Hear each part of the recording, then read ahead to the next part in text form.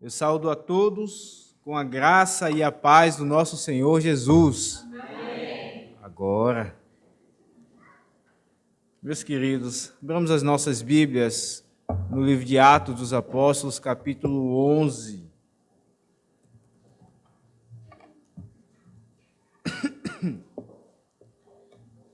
Atos dos Apóstolos, capítulo 11.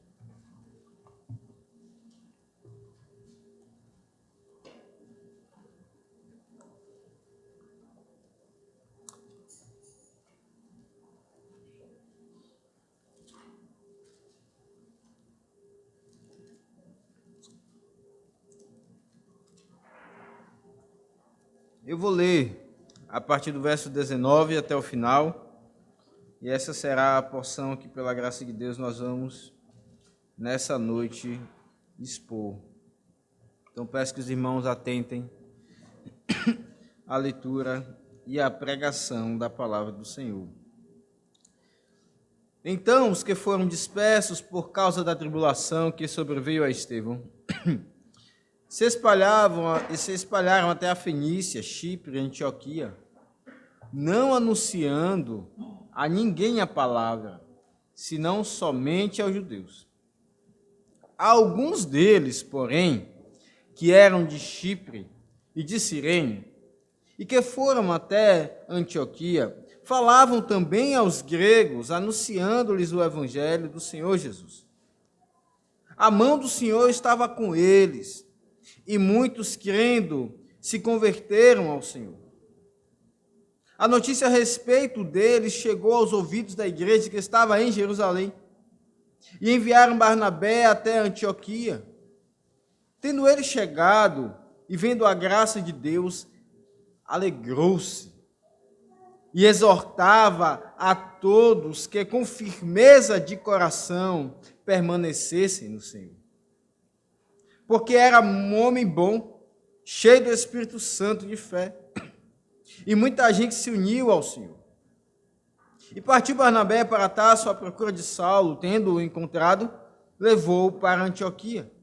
E por todo um ano se reuniram naquela igreja e ensinaram numerosa multidão. Em Antioquia foram os discípulos pela primeira vez chamados cristãos.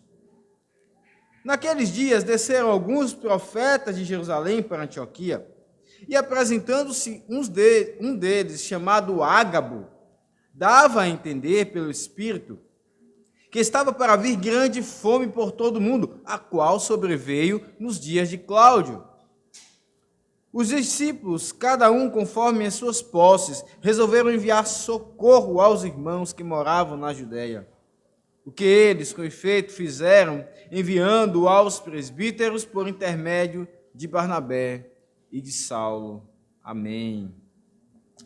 Meus irmãos, tendo orado ao Senhor por esse momento de pregação, nós então vamos dar início a ele. Ora, nós estamos há algum tempo expondo esse livro,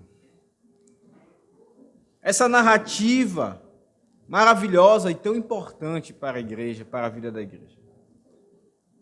O livro de Atos dos Apóstolos nos ensina como o evangelho ele começou ali de forma tão, aos olhos de muitos, tão pequena, desprezível, mas aos poucos e na força do Senhor foi se espalhando, até que chegou então a gentios, pessoas que não eram judeus.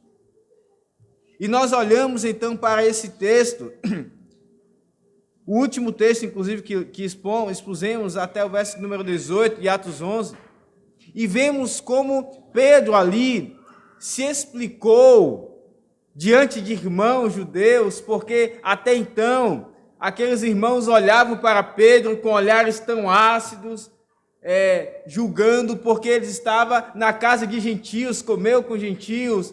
Eles disseram para Pedro: Pedro, entraste em casa de homens incircuncisos e comeste com eles. Eles olham execrando o apóstolo Pedro, porque aquilo era algo inominável. Os judeus não deveriam se misturar com os gentios, pensavam eles, não entendendo que o Senhor Deus prometeu sim que o evangelho chegaria aos seus eleitos, mas os seus eleitos não se resumiam apenas aos judeus. O evangelho chega até a casa de Cornélio, um gentio, um centurião romano, lá na Itália.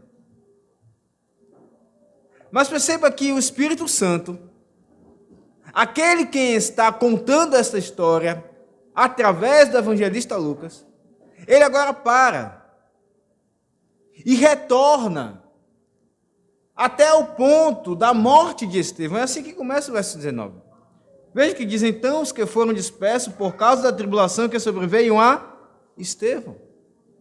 Agora é como se, o Senhor Espírito Santo aqui, como um narrador da história, como alguns filmes, que são assim, que nós assistimos e às vezes não parece fazer muito sentido, porque mostram cenas de determinado momento, depois eles voltam para o passado, isso é intencional, assim o Espírito Santo está fazendo.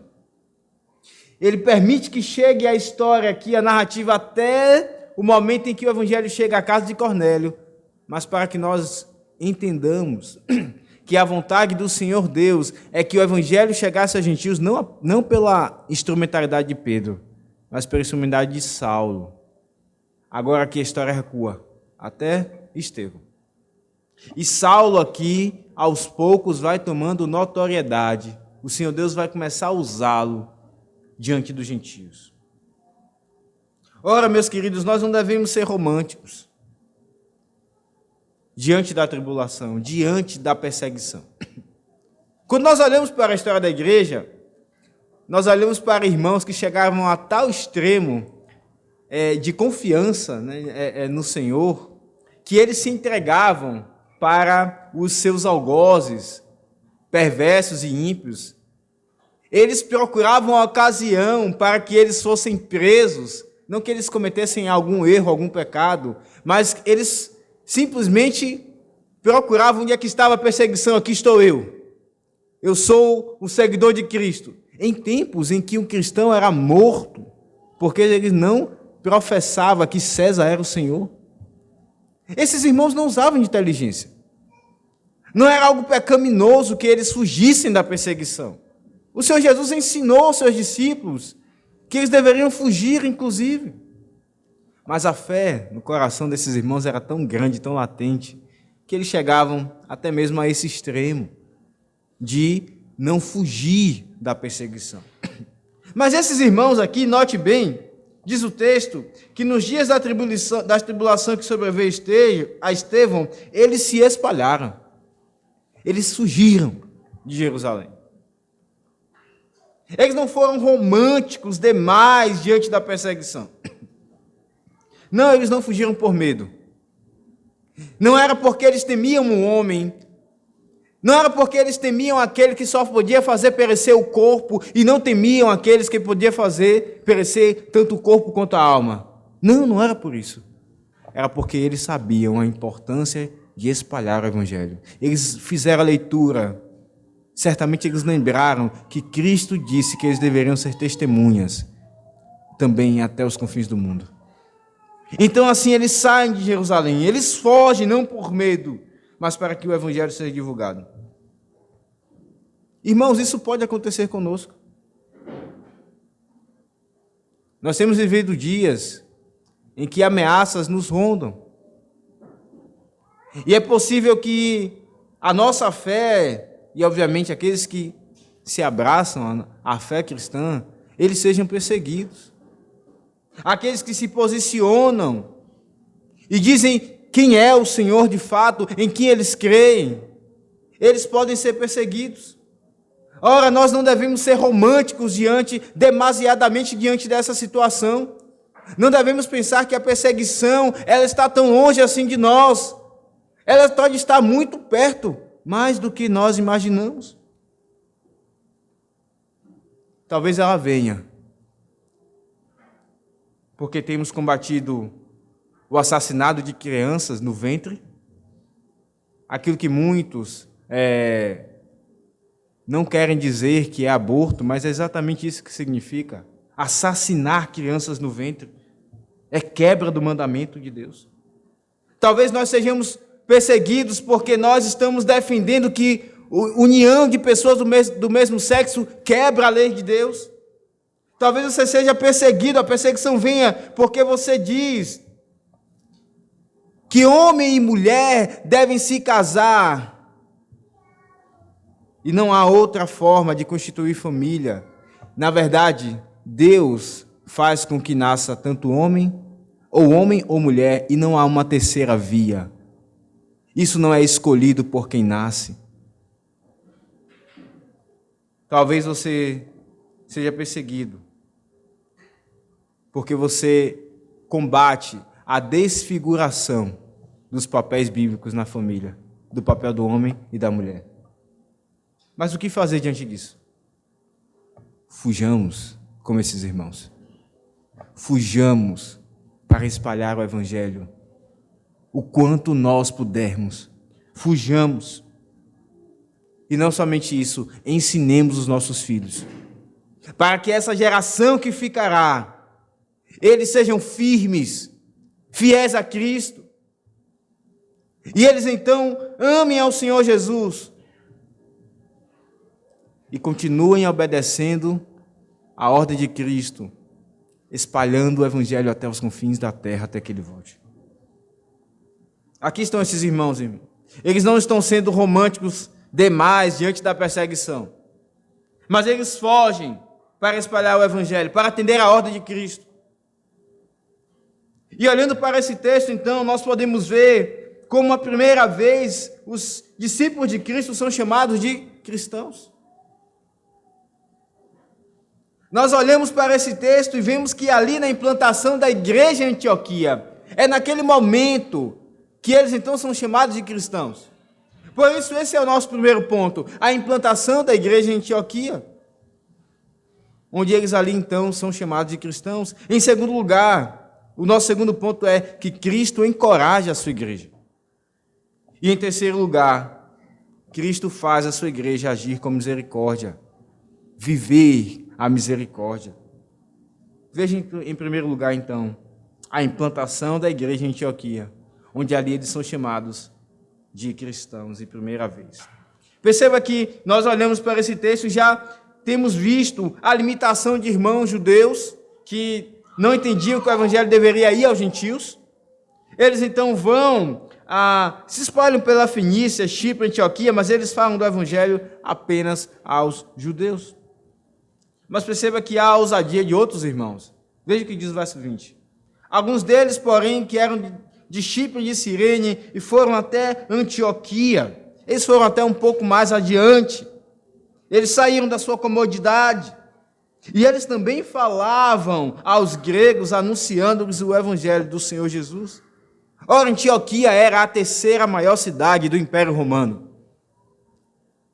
Ela ficava atrás apenas de Roma, que era a sede, e Alexandria, um berço da cultura grega naqueles dias. Mas Antioquia também tinha uma carga forte de cultura, era um centro grande.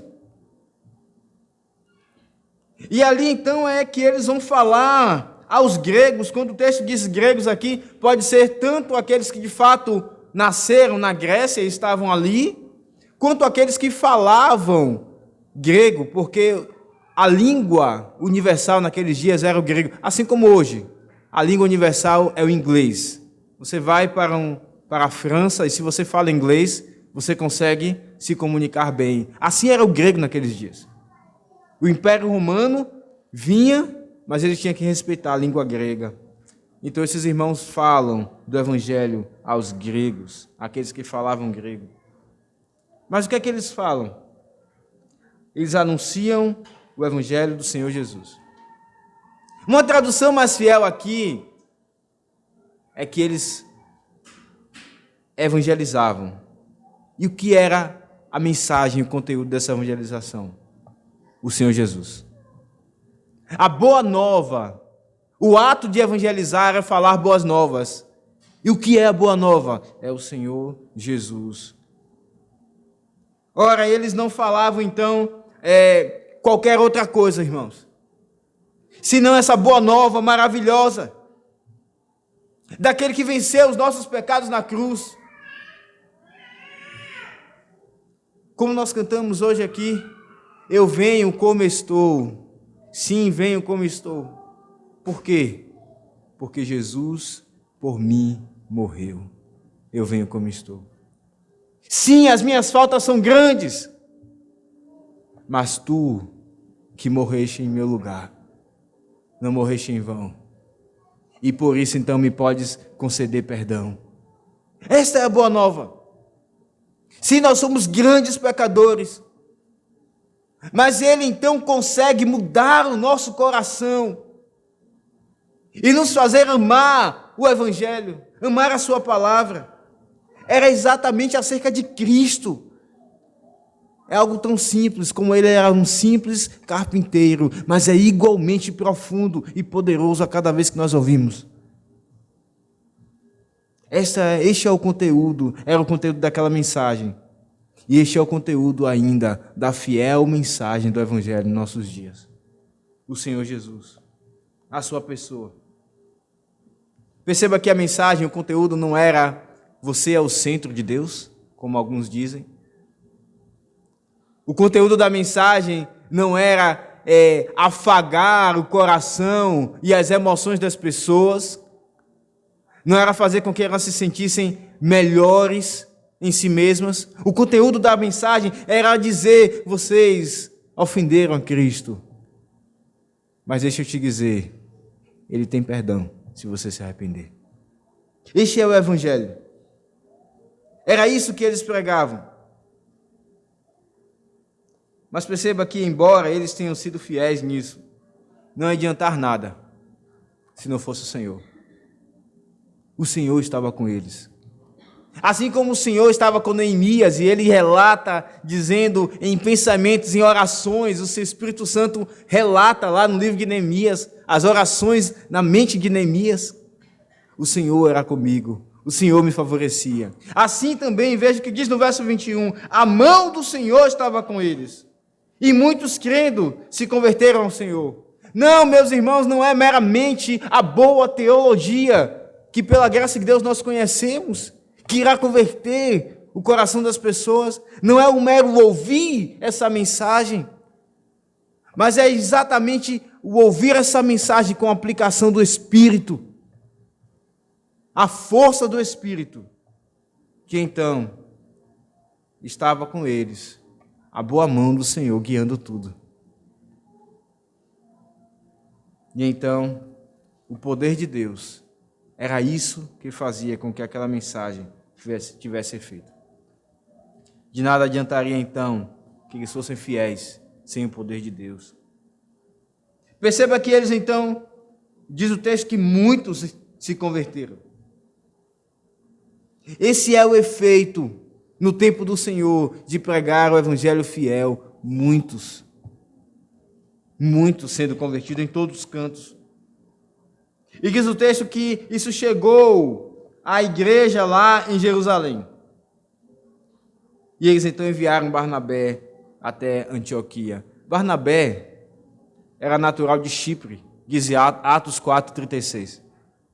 Chipre era uma ilha ali perto de Antioquia.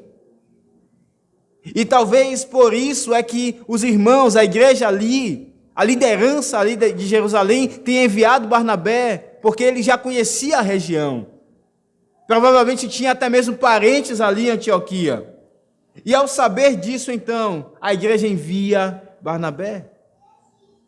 E é exatamente nesse contexto, irmãos, que os crentes são chamados de cristãos pela primeira vez. Até então eles eram conhecidos como aqueles que eram do caminho, diz lá em Atos 9. Mas agora, pela primeira vez, diz o texto, eles são chamados de cristãos. É interessante que naqueles dias, aqueles que eram fiéis, aqueles que veneravam a César, não se sabe direito o nome, mas havia uma forma de chamá-los com uma palavra que era derivada do nome César. E é nesse contexto, então, que os que são cristãos recebem uma palavra derivada do seu Senhor, de Cristo. E agora então eles são chamados de cristãos, para identificar-se a quem eles pertencem, para identificar com quem eles têm andado. E aqui então estamos diante da implantação dessa igreja. Barnabé vai até lá, enviado. A igreja é implantada e nós vemos, em segundo lugar, que Cristo, através de Barnabé, encoraja a sua igreja. Se em primeiro lugar nós vimos a implantação da igreja em Antioquia, em segundo lugar agora nós vimos que Cristo encoraja a sua igreja. Perceba que diz o texto no verso 22, volte seus olhos para o texto. Tendo ele, Barnabé, chegado e vendo a graça de Deus, alegrou-se e exortava a todos que com firmeza de coração permanecessem no Senhor. Nós já vimos lá em Atos 4 que o nome Barnabé significa filho da exortação. E exortar não é repreender, exortar é encorajar. Barnabé é o filho do encorajamento. E é exatamente esse, escolhido pelo dedo de Deus, pela igreja, que vai até Antioquia, aquela igreja nova, que havia sido formada há pouco tempo. E ele encontra ali a graça de Deus. E diz o texto que ele alegrou-se e fazia o quê? Ele exortava, ele encorajava. Aqui vemos que Cristo encoraja a sua igreja através de irmãos que são formados e forjados para isso. Barnabé era um homem cheio do Espírito Santo. Não olhe para Barnabé e ache que ele então é um super crente. Barnabé, diz o texto, depois de falar que ele se alegrou e exortava, encorajava aqueles irmãos, diz o texto que ele era um homem bom, cheio do Espírito Santo, e este era o segredo de Barnabé. Ele se alegrou porque o Espírito habitava nele, e a parte do Espírito é a alegria. Ele se alegrou porque alguns irmãos que estavam em Jerusalém não estavam mais e agora estavam ali, formando uma nova igreja. Ele se alegrou sinceramente. E aqui vemos que o crente ele deve se alegrar com conversões, seja quais forem, de quem for que seja. Seja o mais vil pecador, o que deve estar em nosso coração é a alegria. Diz o texto muito claro que logo que ele chega, ele vê a graça de Deus. Sim, não há outra coisa que converta o coração de um pecador, senão a graça de Deus. Era o Espírito então que operava em Barnabé e fez com que ele se alegrasse. E ele exortava, encorajava aqueles irmãos para que com firmeza de coração permanecessem no Senhor. Mas Barnabé não ficou sozinho. Diz o verso de número 25 que ele partiu para Tarso à procura de Saulo, à procura de um auxiliar, de um cooperador, e é exatamente aqui que Saulo começa a tomar uma notoriedade. E é exatamente para lá, para Antioquia, que Saulo é levado por Barnabé, e ele fica ali 1 ano, naquela igreja, ensinando, 1 ano sendo doutrinado, junto com aqueles irmãos, e encorajando juntamente com Barnabé.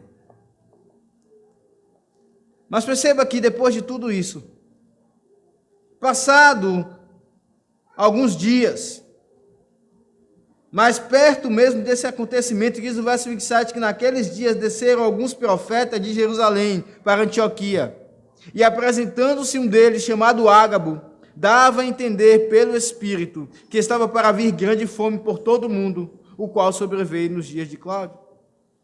Ora, nós vimos em primeiro lugar a implantação da igreja em Antioquia. Em segundo lugar, que Cristo encoraja a sua igreja, que é formada. Ele não os abandona. Mas agora nós vemos em terceiro lugar que Cristo faz a sua igreja agir com misericórdia. Está isso então colocado no DNA da igreja. E naqueles dias então vêm alguns profetas. A profecia, meus queridos, naqueles dias era um pouco diferente da profecia do Antigo Testamento. No Antigo Testamento nós vemos muitas profecias falando daquele que virá, do rei que é humano, mas ao mesmo tempo é divino, tem características divinas, daquele Messias. Nós vemos muitas profecias falando do futuro, da vida de alguém. Nós vemos também muitas coisas falando da mudança de como a igreja viveria. Mas agora, a profecia ela toma uma característica diferente. O Messias já veio. O Messias já veio. Não há tantas coisas mais tão diferentes a acontecerem nos dias aqui na terra. As profecias agora então vão falar muito da Nova Jerusalém. E inclusive da vida da igreja, quando então os gentios vão ser acrescentados à igreja. E então há uma situação diferente. Atos 15 nós vemos ali o concílio se reunindo. E uma querela, uma situação, como é que eles vão lidar com... Agora tem gentios e judeus querendo que os gentios se circuncidem. Então, as profecias falam de como a igreja deveria viver nessa nova roupagem. É por isso que vemos cartas e palavras de profecia lá em 1 Coríntios, por exemplo. Então a profecia ela toma uma nova roupagem.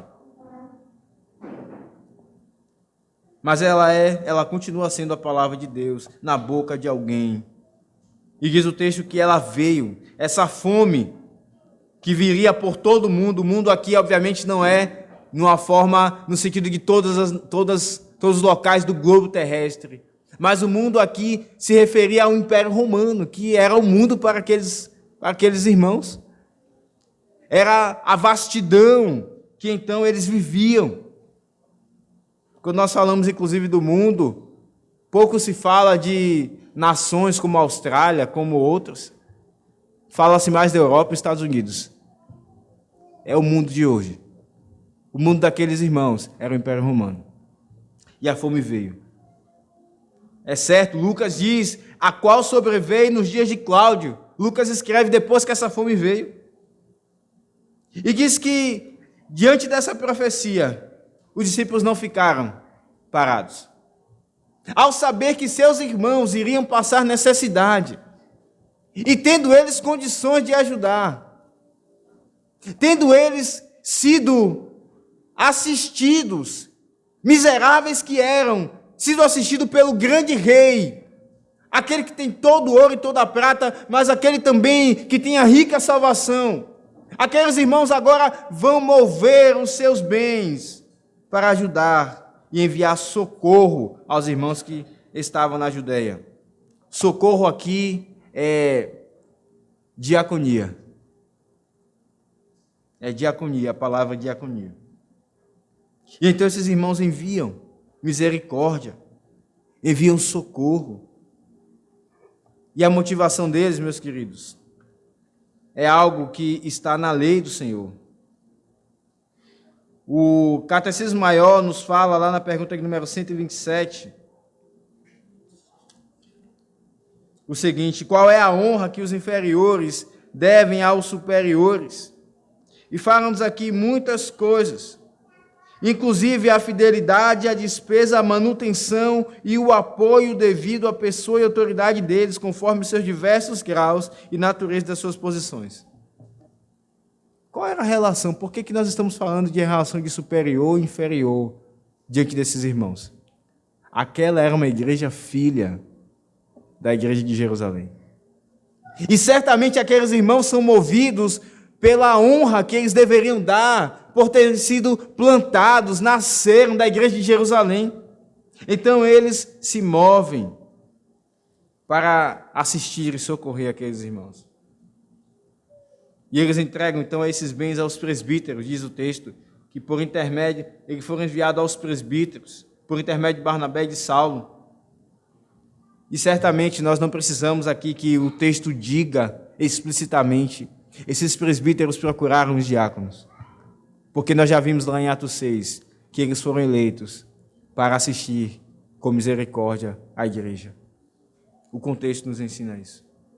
Ora, meus irmãos, diante disso, diante dessa narrativa, diante do nascimento da igreja de Antioquia, onde ali eles são chamados de cristãos pela primeira vez, diante do encorajamento que Cristo opera naquela igreja através de Barnabé. Em segundo lugar, nós vimos. E em terceiro lugar, diante da misericórdia que Cristo opera no meio da igreja. Que lições esse texto traz para mim e para ti hoje? Que lições esse texto traz para a Igreja Presbiteriana do Brasil, Mindu? Em primeiro lugar, alegre-se com um novo trabalho. Nós temos vivido dias de um certo desconforto, não é verdade? Vejam esses bancos. Estão mais vazios. Talvez alguns entraram por último e olharam para os bancos e ficaram desanimados, porque não estão tão cheios quanto de manhã. E talvez sejam tentados a ficar desanimados, tristes, abatidos. Quando Barnabé chega na igreja de Antioquia, e alguns dos que estavam em Jerusalém agora estão ali, Barnabé se alegra. Tendo chegado e vendo a graça de Deus, alegrou-se. Ora, meus irmãos, é verdade que quando há plantação de novas igrejas, há desconfortos.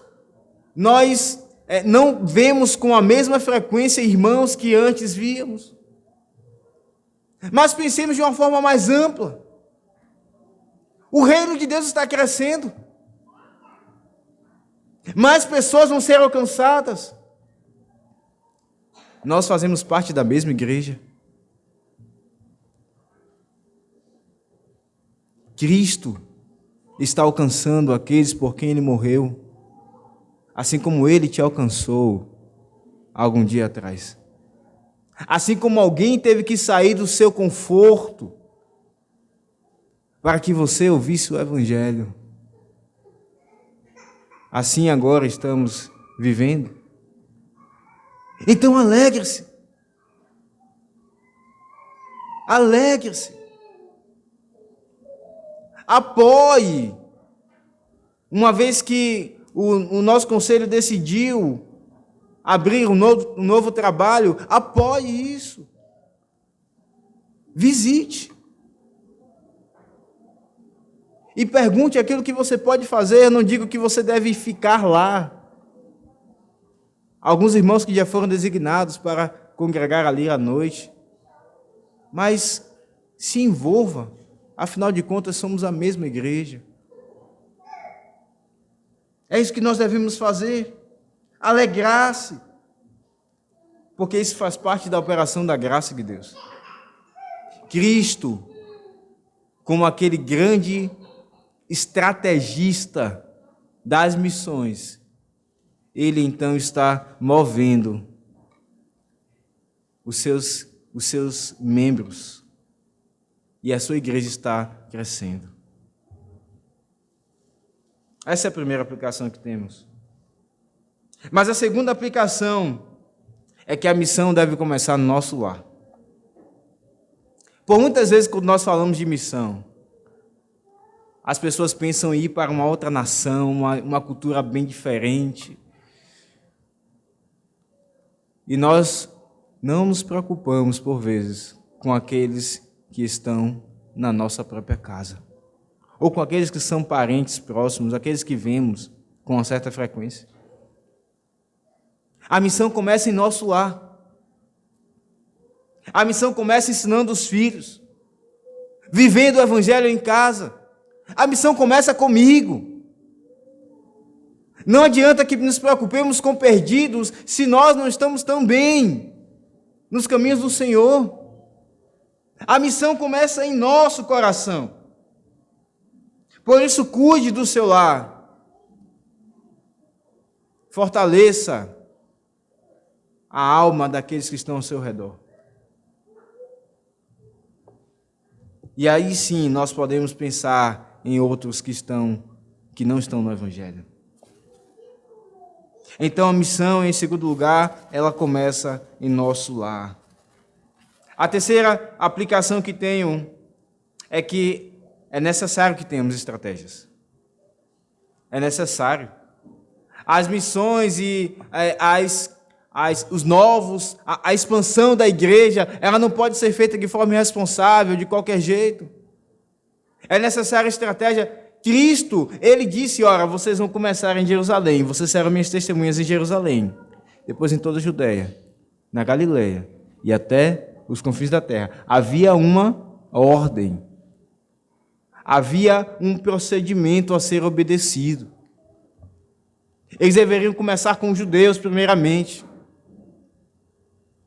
Mas, meus irmãos, de nada adianta as estratégias se nós não confiamos no Senhor. Aqueles irmãos estavam obedecendo a estratégia de Cristo. Mas no verso 21 diz que a mão do Senhor estava com eles. E por vezes a igreja, ela pensa que a conversão das almas é algo meramente mecânico.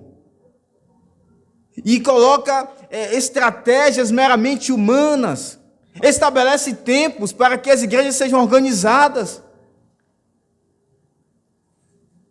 Quando, na verdade, a conversão de almas é algo feito pelo Espírito Santo, e não por nós, não pelas estratégias que nós podemos adotar. Se nós vamos laborar, nós vamos nos preocupar, nós vamos nos planejar, nos organizar, mas nós devemos depender da mão do Senhor. E é triste quando agências missionárias determinam tempo para que as igrejas elas se organizem. É confiar demais na estratégia e se esquecer da mão do Senhor. É no braço dele, é na mão dele que está o poder, e tão somente. Presbíteros, e essa é a próxima aplicação, nós devemos encorajar as ovelhas. Principalmente aqueles que são novos convertidos. Quando Barnabé chega em Antioquia, ele vê a graça de Deus, ele se alegra, mas ele não fica apenas feliz diante da obra do Espírito Santo. Ele tem uma preocupação: eu preciso fortalecer o coração desses irmãos, eu preciso encorajá-los, eu preciso guiá-los, eu preciso prepará-los para o que vem pela frente. Eles vão ser perseguidos, eles precisam ser firmados. E é isso que Barnabé faz. Diz o verso 23, que ele exortava ou encorajava a todos que com firmeza de coração permanecessem no Senhor. Permanecessem no Senhor. E nós precisamos ter olhos clínicos, cirúrgicos, para olhar os irmãos que porventura estejam desanimados e encorajá-los e dizer: calma, o Senhor Jesus disse: no mundo tereis aflições, mas tem de bom ânimo. Eu venci o mundo. Nós precisamos então encorajar os irmãos como Barnabé fez. Ora, meus irmãos, diante desse texto, a pergunta que então faço a você é: qual será a tua atitude ao sair desse sermão? Nós temos um desafio. Estes bancos, que agora ficaram mais vazios à noite, estão clamando a nós, para que nós saiamos da nossa comodidade e nós então cheguemos até aqueles que não conhecem a Cristo,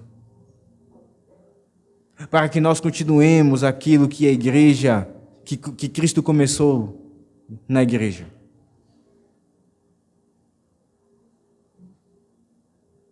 para que muitos sejam alcançados, como diz o texto, onde muitos ali em Antioquia foram alcançados, para que muitos se unam ao Senhor, como diz aqui no verso 24, que muita gente se uniu ao Senhor. Não é meramente encher esse espaço aqui de pessoas que não têm compromisso algum com Cristo. Se for para isso, é melhor que continuemos dessa forma, com poucos. É ter muitos, mas que se unam ao Senhor, que se apeguem a Ele, que não apenas ouçam, venham e vão, mas que permaneçam e se firmem em Cristo, que amam ao Senhor Jesus. A alma deles se apeguem a Cristo, eles então se unam ao Senhor Jesus. E eles agora então experimentem tudo aquilo que Cristo viveu, eles possam agora experimentar. E uma vez que eles sofram, eles possam lembrar que Cristo padeceu no lugar deles, para que eles saibam que não estão sós. Isso deve nos motivar, meus irmãos. Esta é a palavra que tenho para a igreja hoje. Na verdade, o Senhor Deus, para a igreja do Presbiteriano do Brasil Mindu. Cristo, então, dá o seu nome à sua igreja, mostrando que ela não está só neste mundo. Assim como um marido dá o seu nome à sua esposa, mostrando que agora eles são um. Assim Cristo dá o seu nome, nós somos chamados cristãos para que sempre lembremos quem é o nosso Senhor, a quem estamos unidos. Sempre que você for chamado de cristão, lembre-se, você é alguém que tem um chamado para viver o Evangelho de Cristo. E então Ele nos encoraja, Ele não nos deixa só, como Ele fez através de Barnabé. Ele nos faz viver a misericórdia, estender socorro aos que precisam. E nós devemos viver isso até hoje, até que Cristo volte. Que Ele nos abençoe, meus irmãos. Amém.